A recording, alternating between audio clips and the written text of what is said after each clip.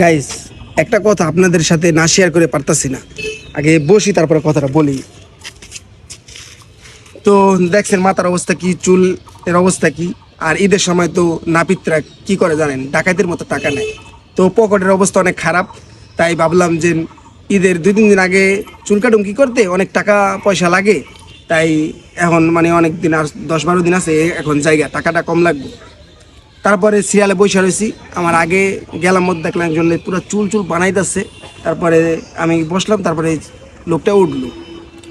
ওইটা বসার পর মজার কাহিনী বলতেছি, ওইটা বসার পরে চুল কাইটটা 300 টাকা দিল। তারপরে আমি যে চুল কাছে আমি ডাক দিলাম, মামা এদিকে আসেন। ওই কি আরও 2বার কি চুল কাইটটা কি টাকা দেয় নাই? হ্যাঁ মিয়া কি এর, আরও 2বার ছিল, এই চুল কাইটতে 300 টাকা দিয়ে গেছে।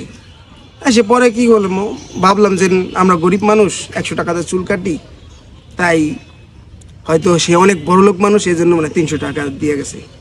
ও মা, ঘুরে দেখি দি সে বিশিষ্ট অটো চালক। ভাই অটো চালায় দেখে আমি ছোটো করে বলতেছি না।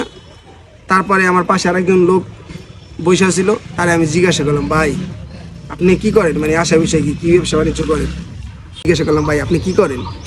সে বললো যে আমি তরমুজ ব্যবসা করি। তারপরে কি করুম ভাই, এই মনের দুঃখে কষ্টে চুল না কাটতে, এই দেখেন চুল না কাটতে আইসা বসছি। গেলাম 15 দিন আগে চুল কাটতে, তারপরে দেখি এই অবস্থা। এবার ঈদে চুল কাটুন না ভাই।